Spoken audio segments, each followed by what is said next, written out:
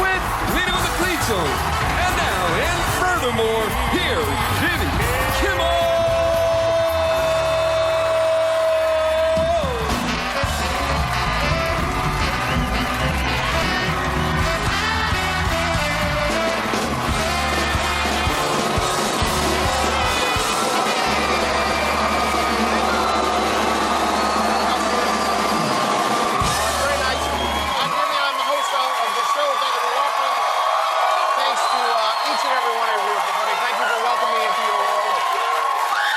Hey, did you know that this week is Random Acts of Kindness Week? I guess nobody told Kanye West either. This is the 20th annual Random Acts of Kindness Week. It's a week during which we're encouraged to do nice things randomly for other people. This is kind of fun. The European Space Agency published a photo today taken by the Hubble telescope. This is a galaxy cluster that happens, if you look closely, they look kind of like a smiley face, right? God made an emoji for us. So I think the universe approves of Random Acts of Kindness Week. Tonight we have a fun plan. We're going to reward a stranger for being kind. If you watch our show regularly, you know my cousin Sal makes a lot of mischief, but from time to time, to make sure he doesn't go directly to hell, we use his talents for good instead of evil. So let's go to Sal now. Okay, there is Sal in our lobby. As you can see, Sal has a bag of, what are those, groceries? Yeah, sure, a little grocery shopping. And a goldfish. And what are you going to do with that goldfish? Oh, I have big plans for this goldfish. I'm going to go out on Hollywood Boulevard, and I'm going to ask someone to hold my fishbowl, and if I come back and they're still holding it, I'm going to give them $50 a minute for every minute they held it. Okay, all right. So that's nice, now, right? Okay, so do you want to go out there now, Sal? Yeah, I'll go out right now. Okay, go out there right now. Okay. I don't know if I would hold someone's goldfish. Would you, Guillermo? Yes. You would? Someone asked you, handed you a fish, you'd take it and stand there, huh? Yeah, so I will take care so it will survive. Oh. All right, let's go to the street now, and where Cousin Sal is there. Okay, there he is. We've got the fish. Oh, I'm sorry. Can you hold this? I'm sorry. Please, I'm going to find here. See, that's what I would do. Yeah. Hi, sir, can you hold this? I forgot something inside. Could you hold this? Thank you.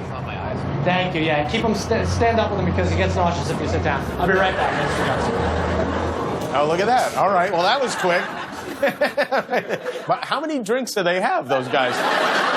So now we'll see how long they'll hold it, which I don't have a great feeling about these guys. But, Sal, you sure you picked the right guys? Because those guys looked a little bit confused. Yeah, I'm not sure myself what's going on. Okay. Yeah. All right, let's see what's going on out there with those guys.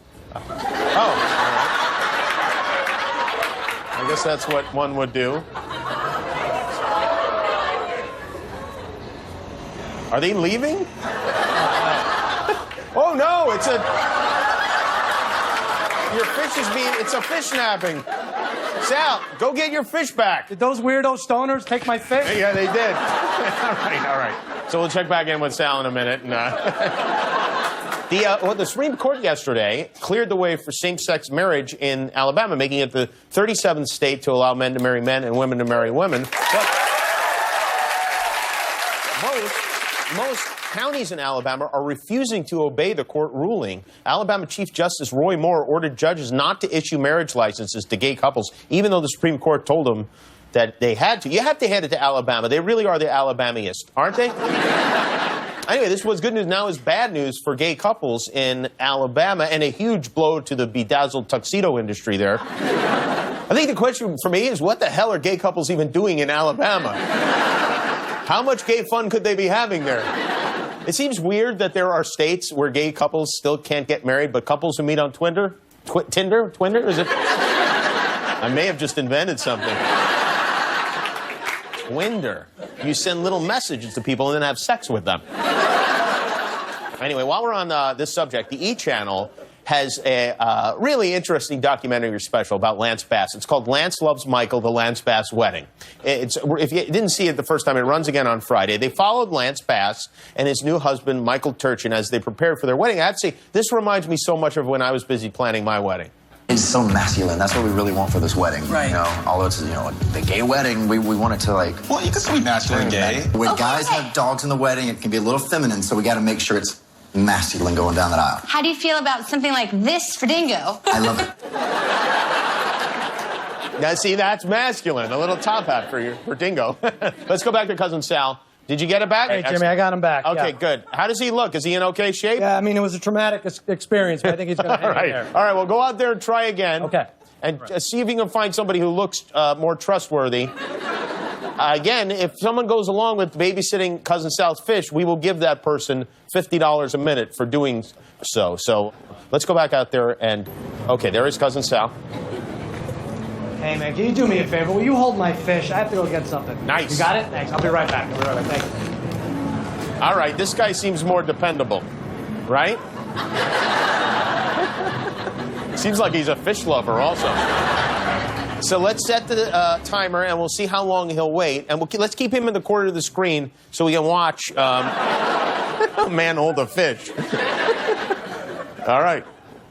Okay, very good. All right. So we'll move on, and we'll keep checking back in with him. And if he smashes the fish or anything like that, or if he leaves it, we'll go back in live, okay? Hey, this is alarming. According to a new report, almost 100% of what they call connected cars, these are cars with Bluetooth and the smart things in them, are vulnerable to hackers. The hackers can use Bluetooth or OnStar or other things like that to steal your data and even control your vehicle. In other words, there has never been a better time to own a 2002 Ford Windstar.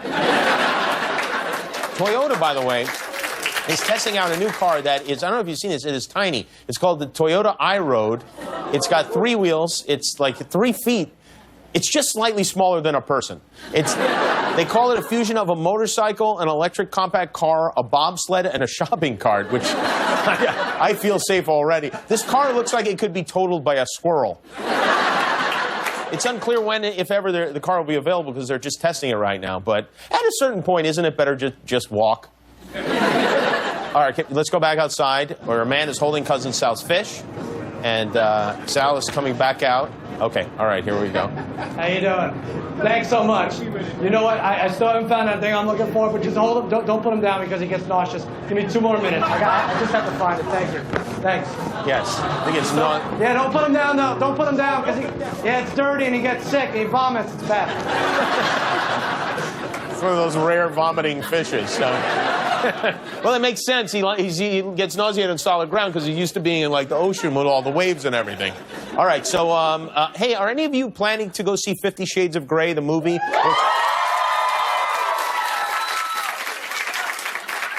You horny devils. It opens Friday. They're showing it on 75 IMAX screens across the country. So sorry, kids, SpongeBob had to move to the little theater so Mom and Aunt Sharon can have dirty time together. And this is exciting. Not only is it on IMAX, they're saying for an extra $4 a ticket, the ushers will come by and spank you. This is a nutty thing. In Atlanta, there's a barber in Atlanta who's offering a very creative solution for parents of kids who misbehave. It's called the Benjamin Button Special. And what he does is he gives kids like that kid an old man haircut. He said he tried it first on his own son, and it worked. That's a 10-year-old boy. He was acting up in school. The boy's mother brought him in and claims the haircut has turned her son's behavior around. How that is possible, I have no idea. Some people are... Is he still holding the fish? Yes. Some people are calling this emotional abuse, and it might be. As a general rule, if you discipline your child the same way fraternities initiate new pledges, probably not a great parent. But I'm not an expert when it comes to this sort of thing, so we turn instead to someone who is, and this is something that if you are a parent, I think you'd be wise to pay attention. When you discipline your child in a cruel or unusual way, you run the risk of creating chaos in his life. Hi, I'm Dr. Phil. There are many effective ways to discipline your son, but giving him a great haircut is not one of them. This is not punishment, this is a reward. A classic handsome look, no matter what your age. I love it and kids love it, right, Tommy? Thank you for the haircut, Dr. Phil. Well, you're welcome, Tommy. Look at you. You're as handsome as a beaver in a bow tie. Always consult a hairstylist before shaving your child's head. Dr. Phil is not certified by the California Board of Barbering and Cosmetology. Mustache void where prohibited. Some assembly required. Thank you, Dr. Phil. Go back to Cousin Sal. Sal, should we do another test on this guy? It looks like his back is hurting. Let's do it. Why not? All right, so one of the guys who works here, Scott, is going to help with this. Scott, see if the guy will sell you the fish, if you can buy it from him, okay? Okay. Okay. All right, get it. Sal, when Scott comes back, hold him down and shave that beard. That's a off good of him. idea. All right. All right. Let's go out to Scott now on the boulevard and see. Okay, there's our guy. All right. There's Scott. It's a sweet fish, dude. Oh, yeah. What is that? Look like a gold. Oh, yeah. Oh, yeah. That's a Peruvian gold. Yeah, those are awesome. Those are actually tasty. Really? Yeah. So I'll give you $30 to eat it. You know, some dude has me holding it for him, so I can't do it. Serious? $50?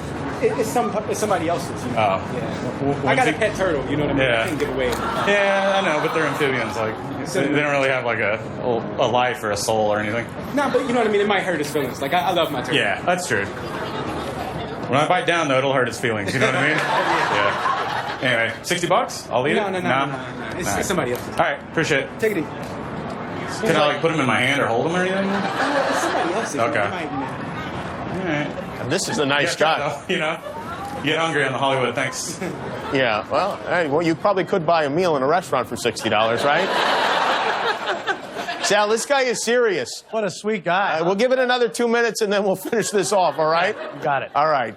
Some major motion picture news today. Spider-Man, at long last, is coming back home to the Marvel movie universe. The movie rights for Spider-Man have been owned by Sony for a number of years, which means he couldn't be in any of the Marvel films. But now Sony is going to team with Disney, which owns Marvel, to co-produce a new Spider-Man movie for 2017. Basically, Sony and Disney now have joint custody of Spider-Man. Sony gets Spider-Man during the week, and then on the weekends and every other Wednesday night, they goes to Marvel. But there have been 5 Spider-Man movies over the last 12 years. They're looking now for a new actor to play Spider-Man, but they haven't announced what the next movie will be about. I'm hoping we finally find out how he got those powers, because that hasn't been covered yet, right?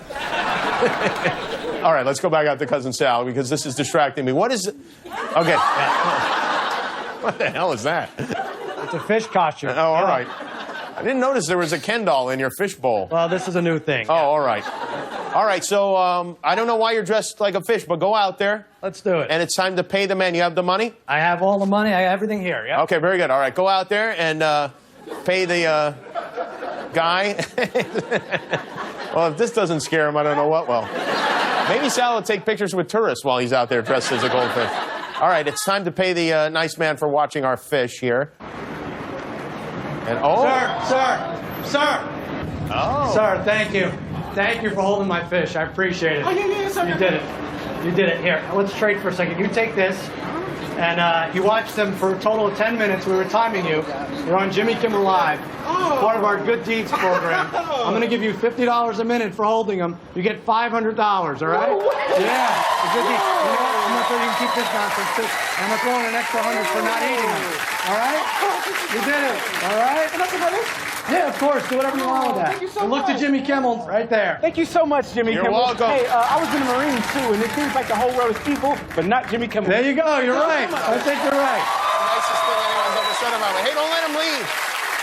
Get him bring him in the studio, okay? All right. We have a good show for you tonight. We have music from Annie Lennox, Jeff Van Gundy, and Mark Jackson are here, and we'll be right back with Anna Faris and the guy, hopefully, with the fish. When we return, we'll be right back.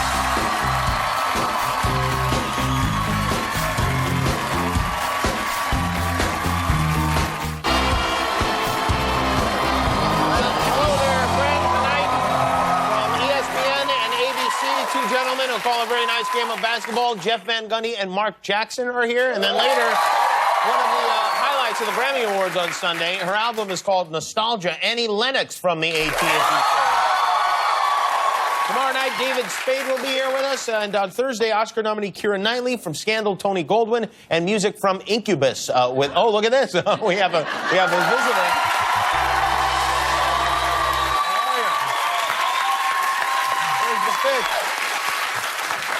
What is your name? Cedric. Cedric, nice to meet you. Thank you for holding the fish. You did a nice job. Were you about to leave at the end of it? Were you headed out, or? I had to throw something away, trash in my pocket. Oh, okay. All right. That's good. Did you say you were a Marine? Yes, sir. Yes, sir. This worked out beautifully.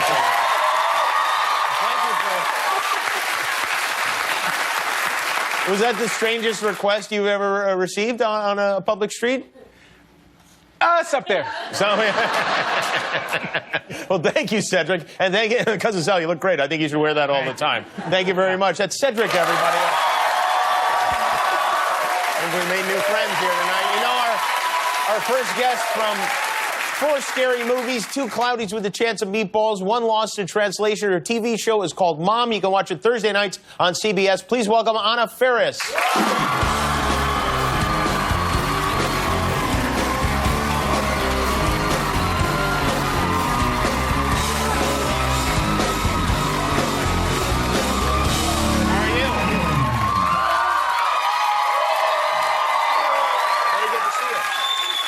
You look fantastic. I love the outfit, I have to say. Well, it's a power suit, they say. Is it a power suit? Yes, I'm very powerful in this position here. I wanted to mention that you and your husband, Chris Pratt, were at the Super Bowl. I know Chris is a huge Seahawks fan. Are you a big Seahawks fan also? We both grew up in Seattle. Yeah, so you have to be.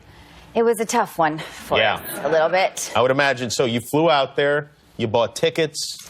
Yeah. The whole thing. Did you sit in a Seattle supporter section? We did. We sat in a NFL. Chris presented the night before the NFL awards. They give awards out to everybody. Yes. But that's what they say about us. I know. Although my highlight is my Stoney Award. That's the only one I've gotten. But that's another story. But this is pregame, or I don't know if with the pregame, or were you drowning your sorrows postgame? What's going on here? No, this is pregame, and this was a Chris. Every time I see a football game, I learn a little something new. Oh, all right. Just like an angel. What were you learning here? Yeah. See, this is defense, and there's offense. Oh, I see. It's the beers against the fruit. Yeah, beers. And the beers, of course, always win. Yeah. Did you take your son? How old is your son now? He's 2.5. Did he go to the Super Bowl with you? No. Oh, he did not. We wanted to have fun. Yeah, right. Have you traveled with him? Have you? I have taken my sweet little boy all over the place, and most notably, the longest trip we've done is London to visit Chris when he was shooting Guardians of the Galaxy. And oh, that is a long trip. It is a long trip. Any parent out there knows that traveling on a plane for 11 hours is a long time. So on the way back, he does great. He's a beautiful little boy. We're on the tarmac at Heathrow, and it's quiet, sort of that quiet before the engines roll, and he starts, vocalizing. He starts saying stuff like, "Ooh, ooh," not screaming, not crying, just being adorable, I thought. But I'm also sweating because, everyone is hating me around me. Oh, yeah. Because they know what a flight around me. Yeah, because they were never babies themselves. They just became full-grown, quiet adults. Totally. So across the aisle, I hear a shh. Oh, no. And I look over, and it's Mickey Rourke. And I was already so nervous before, and knowing that everyone hated me, and then to have sort of Mickey Rourke confirm that. didn't feel You right. got shushed by Mickey? I got shushed by Mickey Rourke. Oh, was he kidding, or was it like one of those, like, I don't think so. No. It was, and then he started grumbling like, "You better shut that baby up." Oh, no. And I can say this now, after some time has passed. I can talk about it. Yeah, right. I don't know if Mickey and I will ever work together. I don't know if he's in the mood to hire me for any particular project. But wow. Yeah, so I came back home, and he, my son fell asleep. Mickey fell asleep. Oh, good. Well. Did you have to change either of them during the flight? So the rest of the flight was okay. I was still sweating. But I came home and I told a writer of Mom that I said, Mickey Rourke shushed my baby. And she said, the same thing happened to me at a restaurant. What? Apparently, Mickey Rourke has a thing. He likes to shush babies. And you know what? I just thought of something about him. He carries these yapping little chihuahuas around everywhere he goes. How dare he shush a baby? A human baby. I'm going to shush that chihuahua next time I see it. Well, that would be good. We should have you on the show together to really sort this out. Yeah, Guillermo's standing by with a tranquilizer gun just in case things get out of hand. Please. Yes, wow. I'm terrified. I've confessed this too. But thankfully, it's just you and I, right? Yes, this will not go any farther. I don't think Mickey's watching the show. I love our dinner parties. Anna Faris is here. Her show is called Mom. We'll be right back.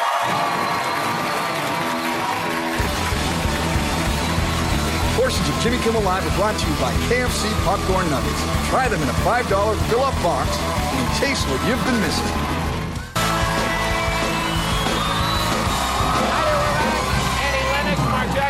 Jeff Van Gundy, and Anna Faris is here with us. This is your second season of Mom. That's great. I mean, the shows they come and go so quickly, and to get on a second season is a notable achievement. It really is. Oh my God, it's the best job I've ever had. I'm so grateful. I love what we're doing. I love the stories we're telling. I love working with Allison. She's great. I'm feeling really, really fortunate. Your character is a recovering alcoholic. Was this written for you? Was this? Yes, yes. Can I have a sip of this? it's vodka, but yeah. Yes, and with a pregnant daughter. That's. I know. We tackle a lot of issues, and I haven't told too many people, but since we're in such an intimate environment now. Just before Mickey kills us, yes. Tell us everything on your mind. I did. So I met Chuck Lorre. He's the creator of the show. He's the creator of the show, and you know, enormously successful and brilliant. And I met him at a dinner party about a year before the job sort of came to me in an odd way. But I was a little tipsy at said dinner party, and so when he offered me this job, being a recovered alcoholic, I felt like, what are you trying to say? But the script showed up at my door in an odd way. There wasn't any cover letter. Sort of normally, you know, like you get a call saying, well, somebody's interested in you for this part, read the script, go in and audition, blah, blah, blah. This was all sort of, he had the script dropped off at my doorstep, and I was reading at the time a script, an indie movie where I was like to be prostitute number 4. Excellent, great. You know, that's what happens after you give birth to a child. You get prostitute number 4. It's the way of life, guys. You know. We just have to embrace it. So my husband started reading the script of Mom, and he said, I don't know what you're doing. Put it down, because you are this character. And you are this recovering alcoholic. I know. I try to not examine that too closely. Yeah, right. I haven't. You have beers battling fruit. There's all sorts of weird things You're going a mess. Yeah. And it all worked out. Wow, that's unbelievable. I know. So I'm just feeling really, really fortunate that people are enjoying it, because I'm just loving doing it. Do you have a plan for Valentine's Day? Yes. What is it? So my husband said, I don't want to let you down, honey, but I haven't planned anything. And I said, baby, I just want your stomach. So I am going to try to cook him a nice meal that he'll eat, because he's on these crazy diets now. And right. He's all physically fit now. I just want to feed him. I want to stuff his stomach full of fattening food like I used to. That sounds nice. That sounds like a lot of fun. Well, yeah, come over. It's very good to see you. There won't be any food left for him if I come over. Anna Faris, her show is called Mom. It's Thursday nights at 8:30 on CBS. We'll be right back. The Jimmy Kimmel Live concert series is presented by AT&T, mobilizing your world. Welcome back. Jeff Van Gundy, Mark Jackson, and music from Annie Lennox are on the way. But first, you know, they say television rots the brain, but I don't agree with that at all. I think there is much we can learn from TV and from the people who are on it. Tonight, we studied the teachings of the longtime host of the 700 Club, whose thoughts we've been filing away for months now, to bring you this, the collected wisdom of Pat Robertson.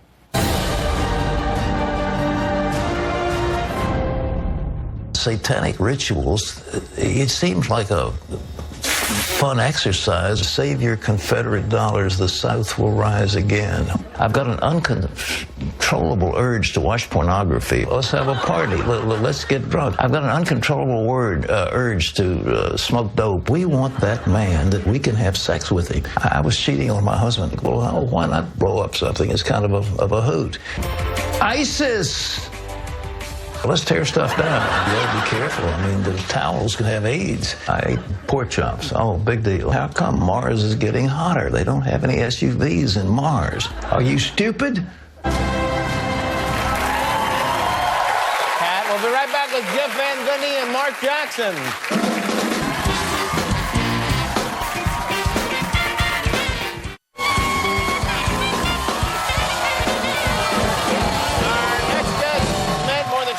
Years ago as assistant coach and point guard for the Knicks, back when New York had a professional basketball team. They are together again in the broadcast booth for ESPN and ABC. Please welcome Mark Jackson and Jeff Van Gundy.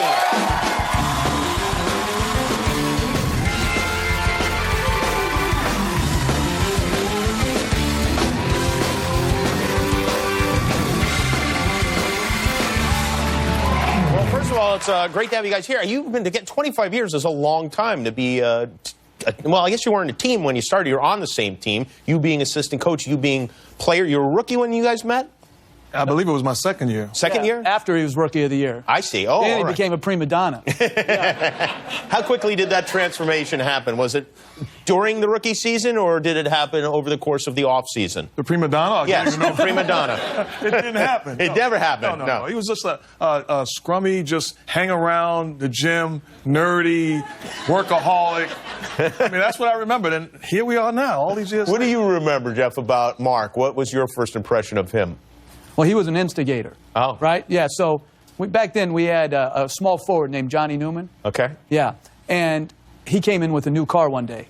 And so Mark says to a couple guys, and I overheard him, said, I'm going to convince this other guy we had named Gerald Wilkins to buy a new car. So he started saying, Jay New, man, that car is nice. You got a nice car. Kept going all day, all through practice. Next day, Gerald Wilkins, new car. Wow. It's a Jedi mind trick you had there. Working on being a leader, that's all. Leader. Are you a car guy? Did you have a fancy car yourself? You know what's funny? My first year, the first big purchase I made, I bought a 735 BMW gold rims. The unbelievable thing is, I'm probably the first rookie of the year in history of sports that lived in the same house that I was as a senior in college. So I'd play in Madison Square Garden, have a great game, go back home in the bedroom with my three brothers sharing the bedroom with my Really? Unbelievable. And my BMW is sitting outside of my house. The only BMW on the block, you know. Unbelievable. That must have been quite a surprise when you brought ladies home, I guess, huh? These are my brothers. This is my... I didn't bring ladies home. I guess you wouldn't. Did you drive I don't imagine you driving a big flashy car. Am I correct on that? No, I drove for most of the time I drove a Honda Civic, but now I'm up to a Toyota Camry. Oh, all right. Yeah. You don't like that? The guy was coaching the New York Knicks with a Honda Civic. Come on. When you were head coach, you had the Honda Civic. Really? Yeah. It died a tragic death. How did the Honda Civic die? Well, we were coming home from a playoff game against Miami. Fifth game, we lose. So now we're chartering home late at night. And when you land at this small airport we flew into, the cars were on the tarmac, and mine was always first, so I was usually first up. But we had pilots that weren't used to parking that way, so instead of just coming in and parking, they did the circle around to get to the park. So I saw my car there, and then as they circled and they parked, and I got off, my car's not there. And I said to our video coordinator who's giving me stuff, I said, today's not the day to mess with me. We're down 3-2 now. Where's my car? And he goes, over there. It was like 50 yards away, because when he pulled around, the exhaust of the jet sent my car straight up, totaled my car and 3 other cars. I would say it was the power of prayer. Oh, yeah. Get it out of here. Oh, there's something I always wanted to ask you about. There's a great photograph here, and this is there's a fight, I think, between Larry Johnson and Alonzo Mourning, and there's somehow you wound up attached to Alonzo Mourning's leg. Yeah. Yeah. Not my best look. I think we have video of that, too. Maybe you can talk us through this, because this is a real heavyweight fight here. I mean, these guys are swinging and missing, but... So, all right, so, you know, it looks bad, right? Yeah. But, you know, I now understood, I understood right after that why people in court cases plead temporary insanity. Because I have no recollection of what happened, other than once the fight broke up, I acted tough, like I wanted a piece of mourning, because I knew Oakley and Larry Johnson were going to step in front of me and not let it happen, because, man, when you do that, you lost all street credibility right there. But, Mark, when you're a player, Yeah. as a player and your coach does something like that, which we rarely see coaches do, do you Thank have goodness. more respect for him for getting in there and getting in the middle of that scrum? You do have more respect for him, even though his hand skills wasn't up to par. You have more respect for him, because at the end of the day, you get coaches preaching, we're in this together, it's about us. And to see him actually get in the thick of it and willing to sacrifice his street cred. I mean, it was unbelievable. We bought in. Let's look at that one more time, because we added the audio here. I think the audio... Yeah, go ahead and... I think it's better there. So you guys were with the Knicks together, and then, Mark, you go to the Indiana Pacers, and you come back, and Jeff is there, and now you're no longer the hometown guy, you're the enemy. What does that feel like? Unbelievable feeling, because now, playing with them, you're trash talking in practice. You know each other. It's like, if I ever see you down the road, I'm going to give you the business. I'm better than you. To now go and play for another team and to experience playing against them after witnessing the Knicks beat the Pacers, it was a lot of fun. And, it was thrilling for me to make a play and see him on the sideline like that. He was a clown. Back then, like when he used to have a good play, this is a grown man. He's flying a plane like this, coming down the court. It was a joke. And, I liked him so much, but in those 48 minutes, man, I couldn't detest anybody greater than him. Really? Oh. Even Reggie Miller? Well, he's got a special category. I saw you guys the other night, I think it was the Clippers game you were working, you started talking, it was like, I don't know, there was a 30-point differential in the game, and you guys started talking about coming on the show. Is that a fun part of the game for you, where you just start kind of filling time and yammering? Well, I tell you what, for us, it doesn't matter whether it's a blowout or not. We just freestyle. You do it anyway. We just have fun, which is the beautiful part. If you watched us or listened to us do a game, or you went to dinner with us, or you sat in the audience and watched us at the Jimmy Kimmel Live show, it'd be the same guys. So we just try to have fun and just grab different topics at any point. Do you ever have this thing, I have this with people that were my bosses in the past, even if it was like 25 years ago, where you pay special attention and really listen to Jeff because he at one time was your coach? No, in all honesty. That's a no. Yes, I do. No, the guy, I love the guy. We get back to, you talk about us playing him in the playoffs. Well, he's the coach of the Knicks. I'm a player on the opposing team. My father happened to die during that period. We're having a funeral. After one of the games, he invites me to come on the plane to come back to be at my father's funeral. So I get emotional at that. But coaches don't do that. This guy's, he's my guy for life. Well, that's a very sweet story. You guys are... I like that. You guys are real pals.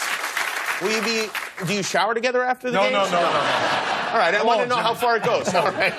Jeff Van Gundy and Mark Jackson watching the Rockets against the Clippers tomorrow night, 10:30 Eastern on ESPN. Thanks, fellas. We'll be right back with Annie Lennox.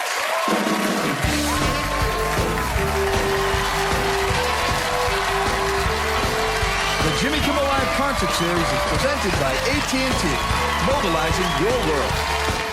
The Jimmy Kimmel Live Concert Series is presented by AT&T, mobilizing your world.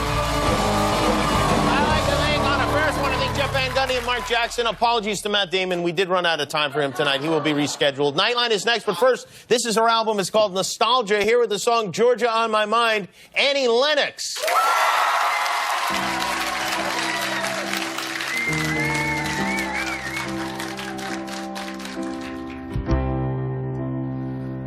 Georgia,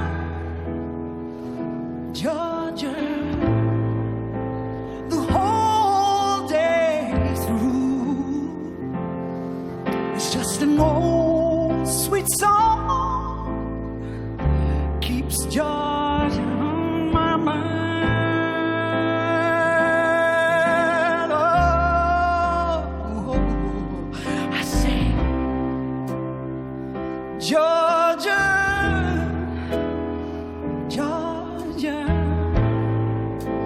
a song of you comes as sweet and clear as moonlight through the pines. Oh yeah.